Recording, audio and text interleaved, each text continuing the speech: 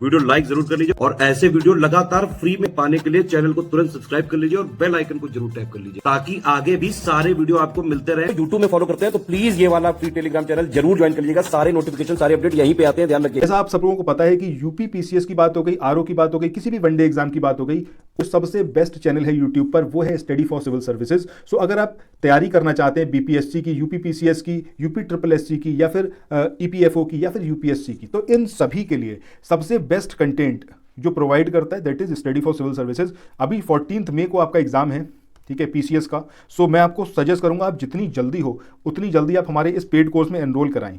Enrol कराने के लिए ये जो नंबर आप अपनी स्क्रीन पे देख रहे हैं, इन नंबर पर आप कॉल कर सकते हैं और व्हाट्सएप भी कर सकते हैं, टेलीग्राम, किसी भी माध्यम से आप हमसे जुड़ सकते हैं, कोई भी इशू नहीं है। ये यहाँ पर आपको नंबर्स गिवन करे गए हैं, व्हाट्सएप का नंबर ये गिवन करा गया है, इसके अलावा ये नंबर है, इस पर आप कॉल कर सकते हैं। स्टडी फॉर सिविल सर्विसेज का कोर्स लेने के बाद अभी देखिए तब भी सफिशिएंट टाइम है, जितना आप डिले करेंगे उतना ही मुश्किल हो जाएगी। स्टडी फॉर सिविल सर्विसेज के मटेरियल से अगर आप पढ़ेंगे तो कुछ भी ऐसा है नहीं जो आपके एग्जाम में छूट जाए, आपसे सब कुछ कवर अप हो जाएगा। तो चलिए अब चलते हैं हम अपने आज के टॉपिक पर। वीडियो से हम लोग स्टार्ट कर रहे हैं जो लिस्टिंग वाला पार्ट है, जो स्टडी फॉर सिविल सर्विसेज के द्वारा दिया गया है। अब ये one of the most important content है। अगर आप सिर्फ इतना भर कर लेंगे तब भी आप एग्जाम में बहुत अच्छा परफॉर्म कर पाएंगे। जैसा मैंने आपको स्टार्टिंग में भी बोला है कि अगर आप पीसीएस के लिए प्रयासरत हैं तो आपको जितना जल्दी हो उतना जल्दी आपको हमारे कोर्स को ज्वाइन करना चाहिए, स्टडी फॉर सिविल सर्विसेज के कोर्स को, ताकि जो आपका पीसीएस का बनने का सपना है वो साकार हो पाए। तो चलिए आइए स्टार्ट करते हैं आज के अपने इस वाले सेशन को, जिसमें हम भारत की राज्य व्यवस्था यहाँ से स्टार्ट करेंगे। जो लिस्टिंग वाला पार्ट है, इसमें सबसे पहला जो पार्ट है उसमें क्या दिया हुआ है उसको एक बार देखिए। यहाँ पर भारतीय संविधान के भाग, उससे संबंधित अनुच्छेद और जो विषय है इसके बारे में ये जो हमारा पहला लिस्ट है बहुत ज़्यादा इंपॉर्टेंट है। यहाँ से आपको 100% एक क्वेश्चन ज़रूर देखने को मिलेगा एग्जाम में। ध्यान से देखिएगा, समझते हुए देखिएगा, ठीक है। तो सबसे पहले अगर हम बात करें अपने कॉन्स्टिट्यूशन की, तो हमारे कॉन्स्टिट्यूशन में टोटल कितने पार्ट हैं? 22, ठीक है। ये 22 पार्ट हैं, फिर इसके सब पार्ट भी हैं। तो ओवरऑल अगर हम कहें तो 22 पार्ट्स हैं। अब इन 22 पार्ट्स में से अक्सर आपसे पूछा जाता है कि कौन सा पार्ट किससे बिलोंग करता है। आपको दो लिस्ट दी जाती हैं, एक तरफ एक सूची दे रखी होती है जिसमें आपको भाग दिया होता है, दूसरी तरफ वो सूची होती है दूसरी जिसके अंदर विषय दिया होता है, ठीक है। फिर आपको कहा जाता है कि इसको आप मैच कराइए। सो इसी को यहाँ पर हम देखने वाले हैं। चलिए सबसे पहले यहाँ पर हम बात करते हैं विषय की और भाग की। तो सबसे पहला जो हमारा भाग है, हमारा जो कॉन्स्टिट्यूशन स्टार्ट होता है, पूरी एक बुक है। सो उस बुक में जो पहला पार्ट है उस पार्ट का जो सब्जेक्ट है वो क्या है? संघ और उसका राज्य क्षेत्र। अब आप खुद इमेजिन करिए एक बार, अगर आप किसी भी कंट्री की बात करते हैं तो सबसे पहले जब आप उसके बारे में लिखना शुरू करेंगे, ठीक है, तो आप क्या लिखेंगे? आप कुछ इस तरीके से लिखेंगे कि भैया वो कंट्री जो है उसके बॉर्डर्स कौन कौन से हैं, कौन कौन से राज्य हैं। तो हमारा कॉन्स्टिट्यूशन बिल्कुल उसी तर्ज पर बना है, वेरी सिंपल। हमेशा आपको याद रहेगा कि पार्ट 1 संघ और उसके राज्य क्षेत्र से रिलेटेड है। अब इसमें जो आर्टिकल हैं वो आर्टिकल 1 से आर्टिकल 4 तक हैं। मुझे नहीं लगता किसी को भी कोई कन्फ्यूजन होना चाहिए इसमें, और कभी आप भूलेंगे भी नहीं। अब जो आपने बाउंड्री की बात कर ली कि कौन कौन सी बाउंड्री हैं, कौन कौन से स्टेट हैं, ये सब आपने बात कर ली। इसके बाद आप ये बात करेंगे कि उस कंट्री के अंदर या उस सीमा के अंदर कौन रह रहा है, कौन नागरिक है, कौन नागरिक नहीं है, ठीक है। दैट मीन्स सेकंड पार्ट हमारा किससे बिलोंग करेगा? नागरिकता यानी कि सिटीजनशिप से। देखिए यहाँ भले ही हिंदी में लिखा हुआ है बट मैं इंग्लिश में भी उसको साथ में बताता चलूंगा आपको, तो कोई इसमें कोई इतना इशू नहीं है कि हिंदी में लिखा है या इंग्लिश में लिखा है, आपको ईजिली समझ में आएगा। आपको ये ज़रूर याद रखना है, पहला पार्ट हमारा जो है उसमें आर्टिकल 1 से 4 तक दिया हुआ है, दूसरे पार्ट में आर्टिकल 5 से 11 तक दिया हुआ है। ये नंबर जो है आर्टिकल्स के, ये आपको ज़रूर याद रखना है कि कहाँ से कहाँ तक दिया हुआ है। थर्ड पार्ट बात कर लें। अब देखिए आपने सबसे पहले बात कर ली किसकी? स्टेट्स की, ठीक है। आपने बॉर्डर्स की बात कर ली, स्टेट्स की बात कर ली, फिर आपने बात करी कि उसके अंदर जो लोग रह रहे हैं उसमें कौन नागरिक है, कौन नागरिक नहीं है, यानी कि आपने सिटीजनशिप के बारे में बात कर ली। जब आपको सिटीजन्स पता चल गए कि कौन हमारे हिंदुस्तान का सिटीजन है, कौन नहीं है, तो ऑब्वियस सी बात है हर किसी का एक मौलिक अधिकार होगा, फंडामेंटल राइट होगा। दैट मीन्स कोई भी बच्चा अगर जन्म लेगा हिंदुस्तान में तो जन्म लेते ही उसे कुछ अधिकार मिलेंगे, ठीक है। वो हमारे क्या कहलाएंगे? मौलिक अधिकार। इनका आर्टिकल 12 से स्टार्ट होते हैं और आर्टिकल 35 तक रहते हैं, ठीक है। इसके अंदर सारे प्रावधान दे रखे हैं फंडामेंटल राइट से रिलेटेड।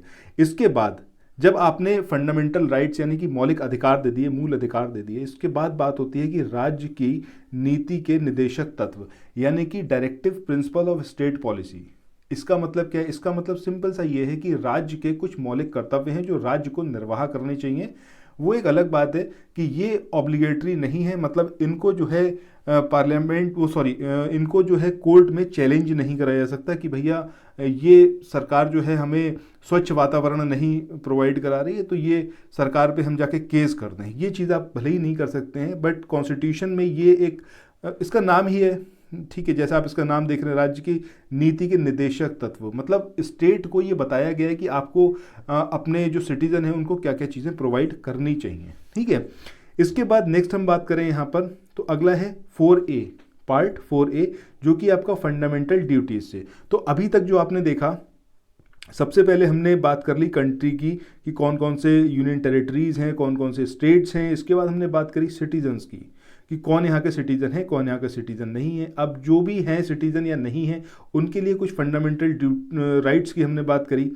इसके बाद हमने बात करी कि भैया जो सरकार है उसके क्या कर्तव्य हैं, उसको क्या करना चाहिए। अब यहाँ तक बात हो गई। इसके बाद भैया जो लोग रह रहे हैं उनके भी तो कुछ ड्यूटीज़ होंगी, कुछ कर्तव्य होंगी। तो वो कर्तव्य जो है वो आर्टिकल 51A में गिवन है, ठीक है। तो ये आर्टिकल काफ़ी इंपॉर्टेंट है, इसको ज़रूर याद रखिएगा। अब यहाँ तक जो बात हुई है जिसमें हमने सिटीजन्स के बारे में बात कर ली और जो राज्य है उसका क्या उसकी क्या जिम्मेदारी है, क्या उसके निर्देशक तत्व है, फिर उसकी जो मॉरल ड्यूटीज़ हैं वो क्या क्या हैं, ठीक है। चलिए, इसके बाद नेक्स्ट जो हमारा पार्ट आता है वो आता है आपका संघ सरकार का, ठीक है। संघ सरकार ये किस में आता है आपका? आर्टिकल 5 में, सॉरी पार्ट 5 में, और आर्टिकल 52 से 151, ये आर्टिकल ज़रूर याद रखिए। मतलब इसका जो लोएस्ट आर्टिकल है वो हाईएस्ट आर्टिकल है। अब ये जो संघ सरकार है ये फर्दर डिवाइडेड है अलग अलग चैप्टर्स में। पहला चैप्टर जो है वो किसके बारे में है? कार्यपालिका के बारे में है। अब जो कार्यपालिका के बारे में है वो कौन से आर्टिकल से कौन से आर्टिकल तक है? वो है आपका आर्टिकल 52 से 78 तक। इसके बाद चैप्टर सेकंड जिसमें संसद के बारे में यानी कि पार्लियामेंट के बारे में दिया हुआ है, ये आर्टिकल 79 से 122 तक है।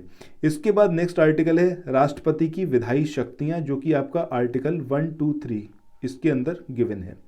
इसके बाद जो इसका चैप्टर 4 है जिसमें बात करी गई है संघ की न्यायपालिका। तो संघ की न्यायपालिका, इसके जो आर्टिकल हैं वो कौन से हैं आपके? 124 से 147 तक, यानी हम बात कर रहे हैं जुडिशरी की। इसके बाद भारत का नियंत्रक एवं महालेखा परीक्षक यानी कि कंट्रोलर जनरल ऑफ इंडिया। सो ये जो आर्टिकल है इसका, ये 148 से 151 के बीच में दे रखे हैं, भारत का जो नियंत्रक और महालेखा परीक्षक है इसके बारे में। इसके बाद यहाँ पर स्टेट गवर्नमेंट्स स्टार्ट होती हैं किसमें? पार्ट 6 में। अभी तक हमने सेंट्रल गवर्नमेंट्स के बारे में बात करा, उसके जो अलग अलग चैप्टर्स हैं उनके बारे में बात करा। अब हम बात किसकी करेंगे? राज्य सरकारों की। सो जो पार्ट 5 है, पार्ट 6 है, इसके बाद पार्ट 7, पार्ट 8, पार्ट 9, ये सब जो है सरकारों से ही रिलेटेड हैं। अभी आप आगे देखते हुए चलेंगे।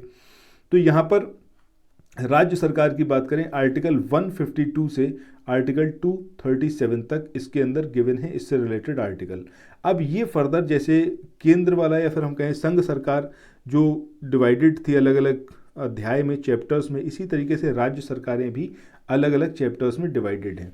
सो यहाँ पर जो आर्टिकल है राज्य सरकारों का वो कहाँ से कहाँ तक है? 152 से 237 तक। अब इसमें सबसे पहला जो अध्याय आता है वो क्या है आपका? साधारण यानी कि जर्नल। इसमें 152 आर्टिकल के अंदर ये गिवन है। इसके बाद कार्यपालिका, ये चैप्टर सेकंड में दिया हुआ है यानी कि एग्जीक्यूटिव के बारे में बात कर रहे हैं, 153 से 167। इसके बाद चैप्टर थर्ड की बात करें तो राज्य का विधानमंडल यानी कि जो लेजिस्लेचर होता है, ठीक है, जो विधानसभा होती है, ठीक है, उसके बारे में यहाँ पर बात हो रही है। तो 168 से 212 तक। सो ये लेजिस्लेचर असेंबली के बारे में बात हो गया। इसके बाद राज्यपाल की जो विधायी शक्तियाँ हैं ये चैप्टर 4 में गिवन है और आर्टिकल 213 में। इसके बाद नेक्स्ट हम बात करें तो अध्याय 5, इसके अंदर राज्यों के उच्च न्यायालय यानी कि जो हाई कोर्ट्स है इसके बारे में यहाँ पर दिया हुआ आर्टिकल 214 से आर्टिकल 232 तक। इसके बाद नेक्स्ट चैप्टर जो होता है जिसके अंदर आपको किसके बारे में? अधीनस्थ न्यायालय यानी कि जो सबऑर्डिनेट कोर्ट्स हैं उनके बारे में गिवन है और ये आर्टिकल हैं आपके 233 से 237 तक। इसके बाद नेक्स्ट पार्ट आता है हमारा, वो है पार्ट 7। तो अभी तक हमने क्या देखा, अभी तक हमने देख लिया जो संघ सरकार है, उसके बाद हमने राज्य सरकार जो नेक्स्ट चैप्टर है 6, उसके बाद चैप्टर 7 राज्यों से संबंधित पहली अनुसूची का खंड खा, ये निरस्त हो चुका है, यानी कि 238 ये क्या है आपका निरस्त हो चुका है। इसके बाद अगला हम बात किसकी कर रहे हैं, संघ राज्य क्षेत्र यानी कि यूनियन टेरिटरीज की। तो इनके आर्टिकल 239 से 242 के बीच में गिवन है। इसके बाद नेक्स्ट पार्ट की बात करें, पार्ट 9 की। सो पार्ट 8 में क्या हो गया आपका यूनियन टेरिटरी, इसको ज़रूर याद रखिएगा, पार्ट 8 में है। इसके बाद part 9 panchayat, I don't think कि आपको नहीं याद होगा, ऑलरेडी पता होगा।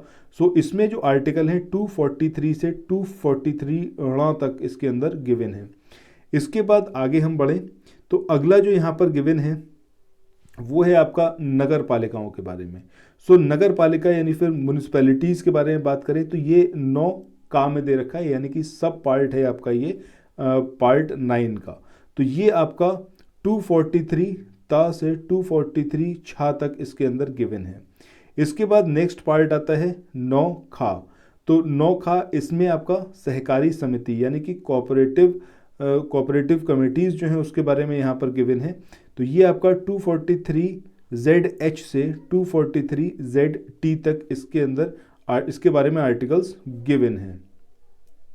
इसके बाद नेक्स्ट पार्ट यानी कि पार्ट 12 के बारे में बात करते हैं। पार्ट 12 जो है आपका वित्त, संपत्ति, संविदा और वाद, इससे रिलेटेड है। वित्त मतलब फाइनेंस, संपत्ति मतलब प्रॉपर्टी, संविदा मतलब कॉन्ट्रैक्ट्स और वाद मतलब केसेस, ठीक है। सो ये आपका 264 से 300A तक इसके अंदर गिवन है। अब पहला जो यहाँ पर चैप्टर है पार्ट 12 में वो है आपका फाइनेंस के बारे में, 264 से 291। सेकंड पार्ट जो है वो आपका ऋण लेना यानी कि क्रेडिट से रिलेटेड है, दैट इज़ 292 से 293 तक। इसके बाद अगला जो चैप्टर है चैप्टर 3, इसमें बात करी गई है संपत्ति, संविदाएं, अधिकार, बाध्यता और वाद, ये आपका 294 से 300 के बीच में है। इसके बाद चैप्टर 4 की बात करें तो ये संपत्ति का अधिकार यानी कि 300 का या फिर ए, ये काफ़ी इंपॉर्टेंट है, इसको याद रखिएगा। इसके बाद आगे मूव ऑन करें, नेक्स्ट जो हमारा पार्ट है जो कि पार्ट 13 है, जिसमें भारत के राज्य क्षेत्र के भीतर व्यापार, वाणिज्य और समागम, इससे रिलेटेड इसके अंदर जो बातें दी हुई हैं और जो आर्टिकल हैं वो 301 से 307 तक गिवन है। इसके बाद नेक्स्ट पार्ट 14 संघ और राज्यों के अधीन सेवाएं, ये 308 से 323 तक है, ठीक है, 308 से 323। अब इसमें जो अलग अलग पार्ट हैं, सॉरी अलग अलग इसके अंदर चैप्टर्स हैं, उन चैप्टर्स को एक बार देख लेते हैं। सो इसमें चैप्टर गिवन है चैप्टर 1 जो कि आपका सेवाओं यानी कि सर्विसेज से रिलेटेड है, जो कि आपका 308 से लेके 314 के बीच में है। इसके बाद चैप्टर 2 जो है वो आपका लोक सेवा आयोग यानी कि यूपीएससी से रिलेटेड है, जो कि आपका 315 से 323 के बीच में इससे रिलेटेड आर्टिकल्स गिवन है। इसके बाद अधिकरण यानी कि ट्राइब्यूनल की बात करें तो 14A या फिर 14 का, इसके अंदर ट्राइब्यूनल दिया हुआ है 323 का से 323 खा तक, ठीक है, ये 2 आर्टिकल्स हैं। इसके बाद next one of the most important that is निर्वाचन या फिर इलेक्शन कमीशन के बारे में पार्ट 15 में दे रखा है।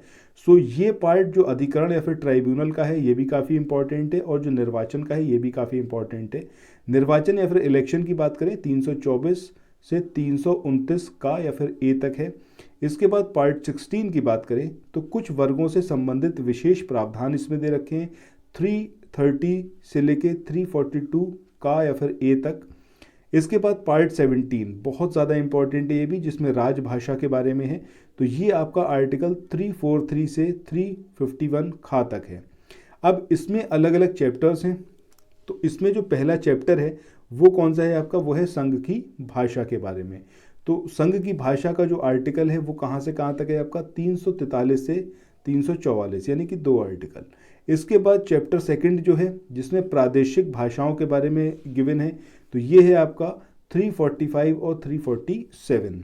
इसके बाद नेक्स्ट चैप्टर जो इसके अंदर गिवन है वो है आपका सर्वोच्च न्यायालय और उच्च न्यायालय आदि की भाषा। ये इंपॉर्टेंट है, इसको भी याद रखिएगा। सो ये 348 और 349 ये दो आर्टिकल इससे रिलेटेड है। इसके बाद नेक्स्ट पार्ट 4 जिसमें विशेष निर्देश की बात करी गई है 350 और 351। इसके बाद अगले पार्ट की हम बात करें तो अगला पार्ट हमारा कौन सा है, पार्ट 18, जो कि हमारा किसके बारे में है, आपात उपबंध यानी कि इमरजेंसी प्रोविजंस के बारे में है, जो कि आपका 352 से लेके 360 नंबर तक के आर्टिकल इससे रिलेटेड हैं। इसके बाद नेक्स्ट हम बात करें तो नेक्स्ट है आपका 19th। सो ये जो प्रकीर्ण है इसमें जो आर्टिकल्स हैं वो कहाँ से कहाँ तक हैं आपके 361 से 367 तक यानी 367 तक। इसके बाद पार्ट 20 की बात करें तो संविधान का संशोधन यानी कि आर्टिकल 368, ठीक है। इसके बाद नेक्स्ट पार्ट की बात करें तो पार्ट 21 जिसमें अस्थायी संक्रमणशील और विशेष उपबंध दे रखे हैं, ये आपका 369 से 392 के बीच में है। इसके बाद आगे देखें तो लास्ट जो पार्ट है ये है आपका पार्ट 22। सो पार्ट 22 इसमें संक्षिप्त नाम, प्रारंभ और हिंदी में प्राधिकृत पाठ और निरसन, ये जो है आर्टिकल 393 से 395 के बीच में गिवन है, ठीक है। सो इस तरीके से ये टोटल 22 पार्ट्स हैं और इसमें जो सब्जेक्ट्स हैं उसके बारे में आपको पता चल चुका है, ठीक है। सो इस वाले वीडियो को यहीं पर एंड करते हैं। ये लिस्टिंग वाला जो हमारा पूरा सीरीज़ है बहुत ज़्यादा इंपॉर्टेंट है। अपने सभी फ्रेंड्स में इसको शेयर करिए ताकि वो लोग भी इसका लाभ उठा पाएँ। और जाते जाते इतना ज़रूर आप लोगों से बोलूँगा कि अगर आपने अभी तक चैनल को सब्सक्राइब नहीं करा है so it's my humble request, आप लोग ज़रूर चैनल को सब्सक्राइब करें और नोटिफिकेशन बेल के आइकन को ज़रूर प्रेस करें। और अगर आप लोग वाकई सीरियस हैं तो स्टडी फॉर सिविल सर्विसेज के पीसीएस कोर्स को तुरंत परचेस करें। अगर आरओ की तैयारी कर रहे हैं या बीईओ की तो उसके लिए भी तुरंत आप कॉल करके हमसे संपर्क कर सकते हैं और इस कोर्स में एनरोल करा सकते हैं। Thank you.